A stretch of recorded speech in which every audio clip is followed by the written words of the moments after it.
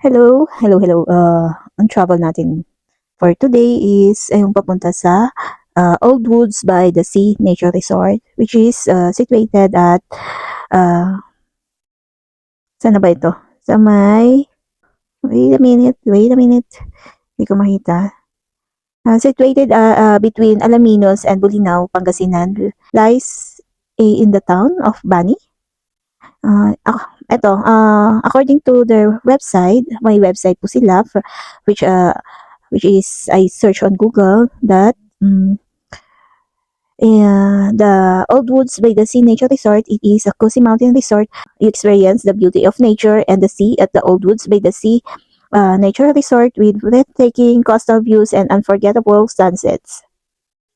Uh, the resort to access to the beach, it is requires going down approximately 395 steps per from the resort. So it's quite adventurous. The resort is also near some of the best beach destination in Pangasinan, which are the Hundred Islands National Park in Alaminos, Patar Beach in Bulinaw, and Surip Beach.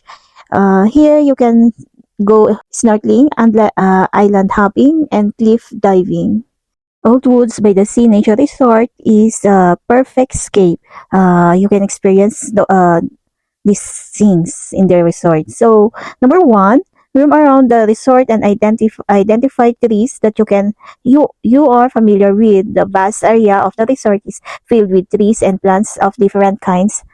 The resort is built on its natural surroundings, preserving the environment to effectively provide the nature experience for its guests. Number two, experience all the guest rooms of the resort.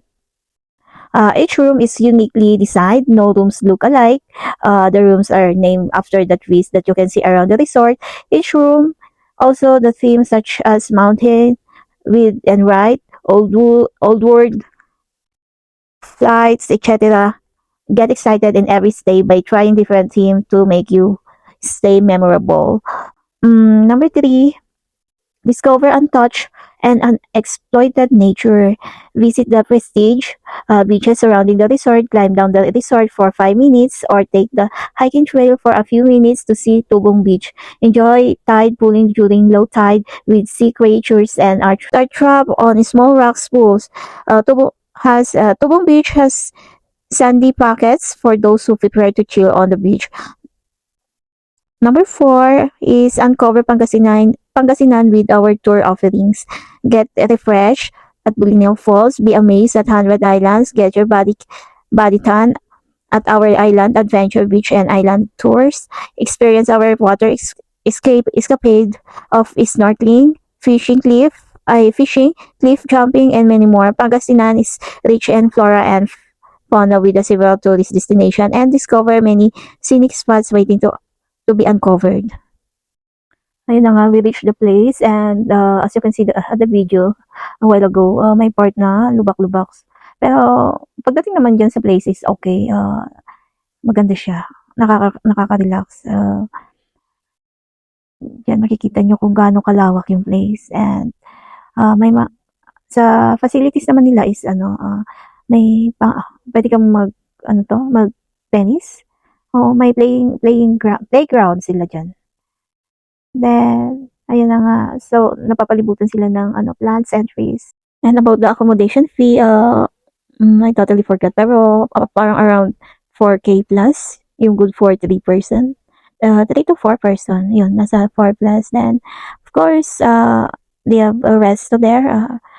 Then, basta quite accommodating din yung mga staff. We're not totally enjoy the staying there since we lack of time again and again. So, pero pag mag-stay longer ka dito is very, very, unforgettable experience, maybe. Since hindi nga namin masyadong, nagtagal dyan. Parang natulog din kumain as usual. Ganun yung ginagawa namin. Konting tour, then parang matutulog, then kain, then out na. So I suggest na pag mag-stay kayo sa mga ganito is a little bit longer, it may be 2 days. Ayun, wala akong masabi sa place. It's very nature talaga, and magandang magkaroon ng ganitong escapade. Kumbaga, mag-stay longer sa ganitong places kasi sa sobrang ganda ng place, ma-amaze ka talaga with the nature. Ayun. Anyway, yung resort nila is may sariling swimming pool din. Then you can go swim until 10 p.m. I think. This is the morning view of the place. Then a little bit longer makikita nyo yung night view, pero kaya pag you want to go there and experience their resort, nature resort, you need to book beforehand kasi nga medyo malayo to sa main highway. So mga around 4 kilometers I think, or 3, ganon. So for assurance, you need to at least you need to inquire or have a reservation. And then well maintained yung place. Wala kayong makikitang imperfectionist sa outside, pero sa rooms medyo lang naman. May part na talagang hindi nila napapansin or nililinisan. Pero almost of the resort or hotels ganun naman. Mangilan-ngilan lang talaga yung malinis, sobrang linis. So here is now the night view of the resort. Ayan, before nga kami after kami kumain, ayan, we decided to go swimming. Inalaw naman kami, pero it's very late na. Ayan, yung kanilang swimming pool, dalawang swimming pool. Ay, tatlo pala. Ayan. Wala kang masabi. After swimming, nag-roam around na naman kami, and ang gaganda ng lightning. Maganda sa umaga, maganda rin sa gabi, and that's perfect. Finish na, wala na akong masabi regarding the place. Additional info regarding the resort, you can book Old Woods by the Sea through Agoda, tripadvisor.com.ph, booking.com. Another one is hotels.com Philippines. Then into their website of the Old Woods.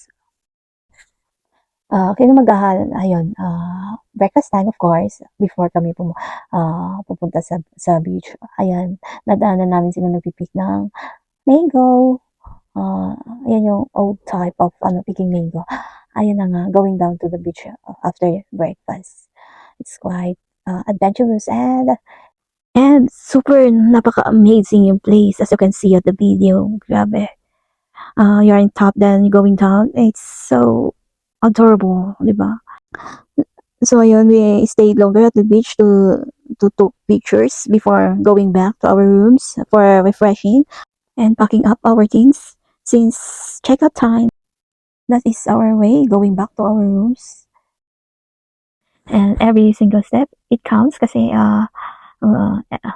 nagtutok kami ng picture for our memories, for the memories, di ba?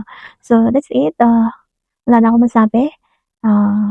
And soon mag-end na rin itong video. Hopefully naipakita ko dito sa video kung gaano kalaki, kalawak, kaganda itong resort na ito, nature resort, and it is highly recommendable. Yun. Thank you for watching, and hopefully subscribe nyo itong channel na ito. Thank you once again. Thank you.